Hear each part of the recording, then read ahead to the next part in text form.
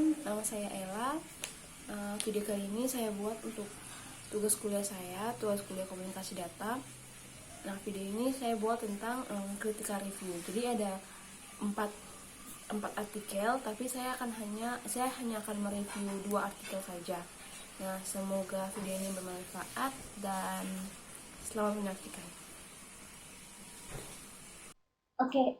Artikel pertama yang akan saya bahas ini merupakan sebuah jurnal penelitian yang judulnya Analisa Implementasi Jaringan Internet dengan menggabungkan jaringan LAN dan WLAN di Desa Kawangkuan Bawah, wilayah Amurang 2. Jurnal ini karya dari Stephen Wongkar, terus Alicia Sinsu, dan Saverius Najwan. Mereka bertiga ini merupakan mahasiswa-mahasiswi dari Universitas Samratulangi, program studi Teknik Informatika, Fakultas Teknik. Dalam jurnal ini, ketiga penulis ini mendiskusikan tentang implementasi jaringan internet di Desa Kawangkuan Bawah, wilayah Amurang 2. Penulisan jurnal ini dilatar belakangi dengan kebutuhan akan teknologi informasi yang tergolong besar di desa ini. Akan tetapi, pemenuhan kebutuhan tersebut masih sangat sulit untuk dipenuhi, sehingga perlu dibangun sebuah jaringan internet dengan menggabungkan jaringan LAN dan WLAN. Metode yang digunakan oleh penulis adalah metode penelitian kualitatif dengan pendekatan deskriptif. Data yang diperoleh dari sumber data primer yaitu data dari subjek penelitian dan sumber data sekunder yaitu dokumen pendukung penelitian dengan teknik pengumpulan data, observasi atau studi lapangan, dan wawancara langsung, serta metode pengembangan sistem menggunakan NDLC yang sudah diterapkan pada masyarakat setempat. Nah, fokus dari penelitian dalam jurnal ini yaitu untuk membantu memenuhi kebutuhan masyarakat dalam bidang informasi dengan membangun kembali pusat informasi yang disebut warung internet atau warnet. Hal ini diharapkan oleh si penulis agar bisa berguna bagi masyarakat untuk membantu memenuhi kebutuhan informasi dengan cara yang lebih modern.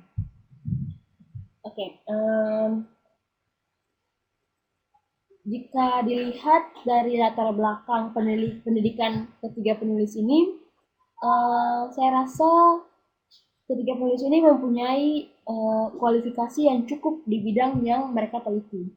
Terus sistematika penulisan telah tersusun dengan baik dan jelas, mulai dari judul penelitiannya, nama penulisnya, juga ditambahkan nama universitas serta program studi dan fakultas yang mereka bertiga ambil. Lalu ada alamat dari kampus mereka dan email dari masing-masing penulis. Lalu berikutnya ada abstrak, lalu ada pendahuluan, ada landasan teori, lalu yang ketiga ada pembahasan, setelah itu ada kesimpulan, saran, dan daftar pustaka. Kalau dilihat dari judul penelitian yang digunakan, ketiga penulis ini menggunakan judul penelitian yang cukup jelas, terus akurat, dan menggambarkan apa yang mereka teliti. Lalu pada bagian abstrak, menurut saya sudah cukup baik. Mereka juga menggunakan 2 bahasa, yaitu bahasa Inggris dan bahasa Indonesia. Lalu pada bagian abstrak ini mereka juga mampu menggambarkan secara jelas mengenai masalah penelitian, juga tujuan penelitian, dan hasil yang mereka dapatkan, serta mereka juga mencantumkan kata kunci. Tapi dalam jurnal ini, pada bagian abstraknya, ada kata yang mungkin jarang didengar oleh masyarakat. Kata yang jarang didengar oleh masyarakat yaitu NDLC, metode pengembangan sistem menggunakan NDLC yang diterapkan kepada masyarakat setempat. Nah, NDLC itu kata yang jarang didengar oleh masyarakat. Nah, jadi akan saya jelaskan sedikit. Jadi NDLC itu kepanjangan dari Network Development Life Cycle. Nah,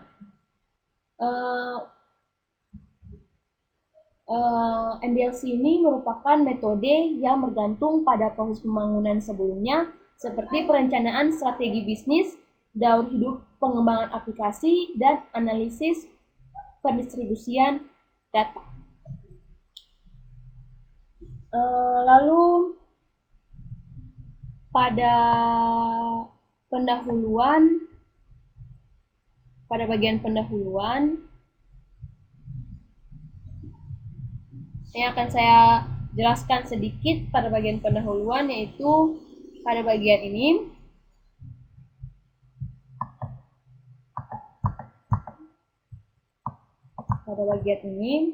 Nah, jadi gambar ini pada bagian pendahuluan, gambar ini tidak mereka jelaskan maksud dari gambar ini itu apa. Nah, jadi gambar ini yaitu adalah dua model jaringan yang bertujuan untuk melakukan standarisasi penggunaan jaringan. Yang sebelah kiri TCP/IP ini merupakan kepanjangan dari Transmission Control Protocol atau Internet Protocol. Nah, di sebelah kanan ini yaitu OSI. Nah, OSI ini kepanjangan dari Open System Interconnection. Nah, saya akan jelaskan tentang TCP/IP dulu. Jadi, TCP/IP atau Transmission Control Protocol, Internet Protocol ini merupakan model jaringan untuk komunikasi data dalam proses tukar-menukar data, ya tukar-menukar informasi di internet. Nah, pada TCP/IP ini terdiri dari 4 layer. Layer pertama yaitu application layer. Nah, application layer ini fungsinya hanya menyediakan layanan terhadap aplikasi yang berjalan di komputer. Ingat ya teman-teman, ini hanya sebagai layanan, bukan aplikasinya.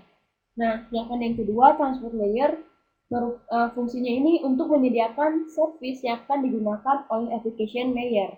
Jadi fungsi transport layer ini untuk menyediakan service yang akan nantinya digunakan oleh application layer. Lalu yang berikutnya ada internet layer.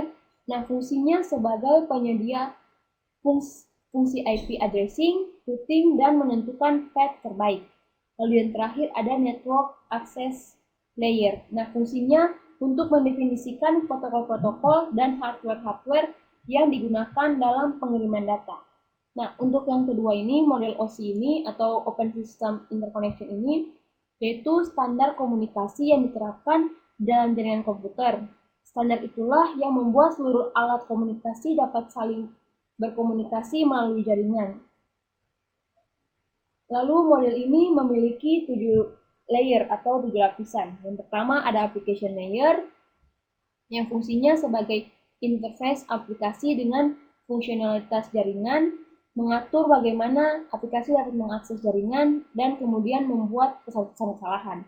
Lalu berikutnya ada presentation layer, fungsinya untuk mentranslasikan data yang hendak ditransmisikan oleh aplikasi ke dalam format yang dapat ditransmisikan melalui jaringan. Lalu yang berikut ada session layer, yang fungsinya untuk mendefinisikan bagaimana koneksi dimulai, lalu menjaga koneksi tersebut, dan mengakhiri koneksi tersebut. Lalu yang keempat ada transport layer, yang itu fungsinya untuk memecah data menjadi paket-paket data, serta memberikan nomor urut setiap paket sehingga dapat disusun kembali setelah diterima. Lalu yang berikutnya ada network layer, fungsinya untuk mendefinisikan alamat-alamat IP, dan berikutnya ada data link layer. Data link layer ini fungsinya untuk menentukan bagaimana bit-bit data dikelompokkan menjadi format yang disebut frame yang berhubungan dengan hardware, kemudian diangkut melalui media. Dan yang terakhir ada physical layer yang fungsinya untuk mendefinisikan media dan menjaga transmisi jaringan metode pensinyalan. Nah, eh, untuk model network yang kita pakai saat ini yaitu TCP/IP, bukan OSI. Jadi eh, application layer, presentation layer, dan session layer ini sudah digabungkan menjadi satu pada TCP/IP dengan uh, layer application. Jadi pada OSI ketiga layer ini telah digabung menjadi satu layer di TCP/IP dengan nama application layer. Setelah itu untuk transport layer dan itu sama, OSI dan TCP/IP namanya sama. Lalu untuk OSI network layer ini dirubah menjadi internet layer pada TCP/IP. Nah, lalu data link layer dan physical layer digabung juga pada TCP/IP menjadi network access layer. Nah, untuk gambar yang di sini, untuk landasan teorinya, saya rasa cukup baik. Penjelasan tentang upper layer dan lower layer juga dijelaskan penulis dengan sangat baik. Lalu berikutnya kita masuk ke pembahasan. Untuk pembahasannya sendiri sudah cukup baik. Di sini juga penulis menambahkan gambar-gambar yang lebih mempermudah kita sebagai pembaca untuk memahami apa yang dijelaskan oleh si penulis. Nah, cukup jelas. Kita langsung saja ke bagian akhir, yaitu kesimpulan, saran, dan daftar pustaka. Untuk kesimpulannya sendiri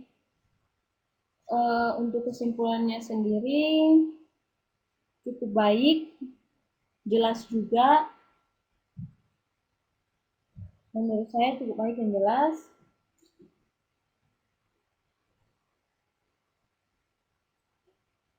Tidak ada masalah di kesimpulannya, dan saran yang mereka berikan sudah sesuai dengan penelitian mereka.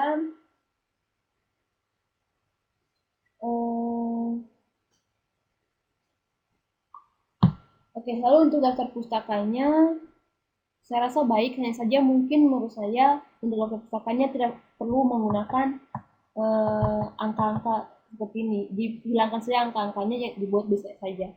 Itu terlihat lebih baik. Oke. Nah, teman-teman, untuk review artikel pertama ini, saya rasa cukup sampai di sini. Akan saya lanjutkan di review pada artikel kedua.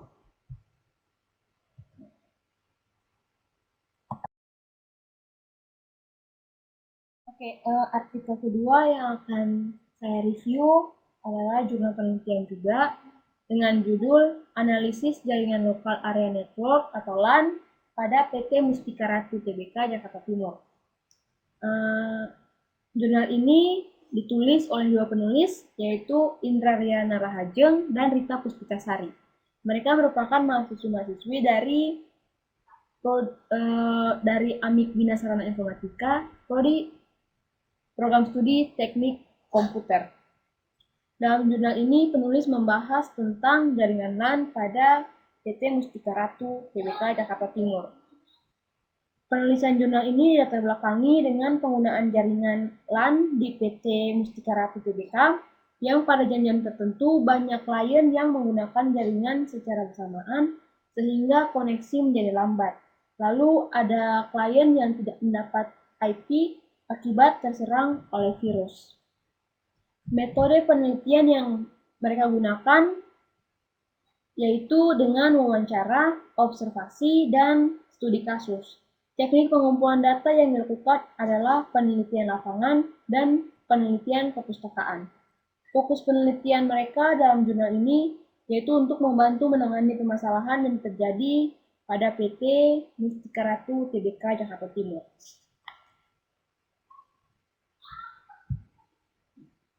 Menurut saya, dengan melihat latar belakang pendidikan penulis, kedua penulis ini mempunyai kualifikasi yang cukup di bidang yang mereka teliti. Lalu sistematika penulisan juga tersusun dengan baik dan jelas, mulai dari judul penelitian, nama penulis, terus ada abstrak, pendahuluan, lalu ada kajian pustaka, ada metode penelitian,